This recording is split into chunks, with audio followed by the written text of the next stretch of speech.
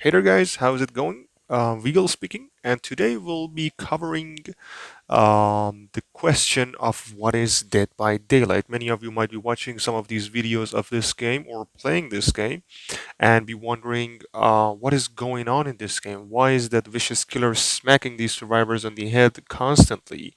And I have no idea why is he doing so. So without further ado, let's jump right into it. Oh, the habits of my heart, I can't say no. It's ripping me apart.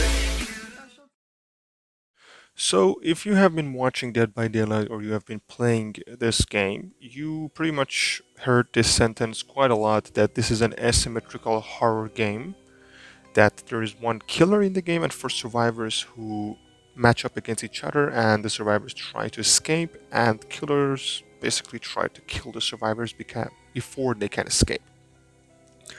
Yeah, the asymmetrical part is a part that you hear quite a lot. Everybody just says that, but that's kind of a routine. So let's go through what happens in Dead by Daylight. When you start a match, every match is called a trial. So in each trial, we have 4 survivors and 1 killer. Let's go over through the survivors' objectives first. Survivors' objectives are generators. Generators are scattered throughout the map, and each generator needs at least 1 survivor to be on that to be repaired. There are 7 generators in each map. If the survivors manage to repair 5 of them, the other 2 are not important. Just 5 out of 7 are enough. If they manage to do so, there are 2 exit gates provided in each map that will be powered. And then the survivors can attempt to open the exit gates and leave the trial. This will count as an escape. So basically, this is how survivors win. But it's not that simple. There is a killer who is trying to murder you throughout the match. So, what is the killer's objective and what should they do? So, basically, killer's objective is to find survivors, first injure them, then down them, and then put them on one of the sacrificial hooks that is scattered throughout the map. So basically, if you want to discuss this, the killer's objective is hooks and the number of them. And survivors' objectives are gens and the number of them. So when a killer starts in the map, basically they can't see shit. There is nothing going on. The only thing that they can see that is useful is the generator's auras. They can't see where are the generators located, so they should go and check and basically patrol every gen so that they can finally find survivors because that's their objective. So basically, they should be on those objectives. They should be on gens. But the problem that many killers facing is the fact that they don't have much time. They have to hurry up and put pressure on survivors because if they don't, they will just immediately do the gens because it doesn't take that long, and survivors actually can prolong the game if they're actually good. So you might be asking, how the fuck does a survivor escape from a killer? It doesn't make sense because the killers are basically faster than survivors, and also they don't have a weapon, they just can run. So how is this working? So basically, there are some elements in the game that survivors can use to basically, you know, stay away from the killer. Just keep distance as long as possible. Eventually, every killer will catch up to you.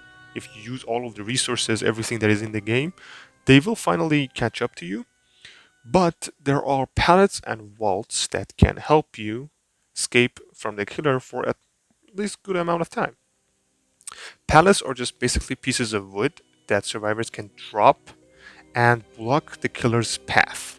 If they actually manage to hit the killer with that pallet, they will stun them temporarily. It takes about a couple of seconds.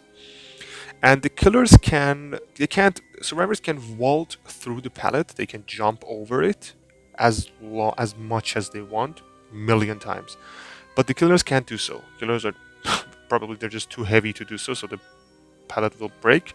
So basically, that's what they do. They break the pallets. Killers can break the pallets, and that will make the pallet completely useless for the rest of the match.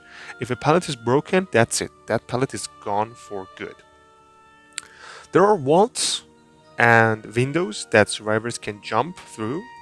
Killers are not, Killers can also jump, but it's much slower, about half the rate of survivors' speed of vaulting. It's much slower than them, but they can do it. So that's something. Survivors can vault faster, so that also gives them some advantage in the chases. So the longer the chase is, the better it is for survivors, and vice versa for killers. If the killers chase their survivor for like 10 seconds, that's just fucking wonderful for them. So every generator takes about 80 seconds if there's only one survivor. Cooperative actions actually fasten the process of generators. So if there are 4 survivors on one gen, it takes about 20 to 30 seconds roughly. So with perks, even less than that. So if we count that one survivor is on each generator takes about 80 seconds to be completed. So if a survivor uh, makes their chase long enough, they can buy time for their teammates to finish their objective.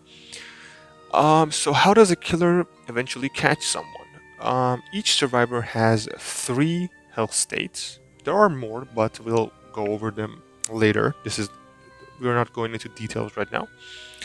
Um, the first one that is how they start the match is healthy. When they come to the when they start the match, they're completely healthy. There's nothing going on. When the killer hits them with their weapon once, they will be injured. Injury status effect basically means nothing because they won't get slower, nothing happens. The only thing that happens is that they bleed, which can be seen by the killer. The blood can be seen by the killer and they can track survivors easier. And also, they cough and make noises like they're in pain. So it makes them much easier for the killers to find them. If the killer manages to hit them twice, they will be inflicted with the down status effect. So now they're downed. When they're down, they're completely vulnerable. There is nothing they can do. They can move, but it's much, much slower than walking, let alone running. And also, they can recover. If they recover, recovering takes about 30 seconds. But no survivor can recover by themselves. They can 99 their process of recovery, but in the end, the game tells them that they need help. So somebody should give them a hand in the end of the process. They can't just get up by their own. So when they're downed, killers can pick them up and take them to a hook, one of the sacrificial hooks that is in the map, put them on that hook. When they're on a hook, the sacrifice process begins. Each survivor needs 3 hooks to be killed. So let's just say that you find a survivor, you hit them once, you hit them twice, now you down them, you put them on a hook. First hook. Then one of your teammates saves them, you down them again, you put them on a hook again, second hook. Now, the next time you down them and you manage to hook them, that's the end of the game for them. That survivor is dead. So they're out of the game. There's nothing they can do anymore. Okay? So survivors should be really careful about the fact that they are on death hook. Death hook is basically the term that we use for the last hook survivors have. But also, there is another way of killing a survivor. You can actually kill a survivor on their first hook. If they go on their first hook and they stay there for about 2 minutes, they die. So basically, after 1 minute of being on a hook, uh, it's like they have been hooked twice. There is a red bar under their name that starts getting empty and emptier by the time. So if they stay on the same hook for too long, they actually die. So survivors should be careful and they should save their teammates before they actually die on their first hook or even their second hook. So basically, there are two things that kill survivors: time and hooks. If they stay on the same hook for too long, they die. If they get hooked three times, they die too. So yeah, basically there are four survivors. 12 hooks are needed to kill all of them. In the meantime, when a survivor is being chased, the rest of the survivors should be doing objectives and objectives only. There are generators in the map, but there are also totems. Totems are not really important as long as they're not fired. Okay? So when they're fired and they're burning, this means that this is one of the killer's abilities. If the survivors cleanse those fired bones, they will remove one of the killer's abilities.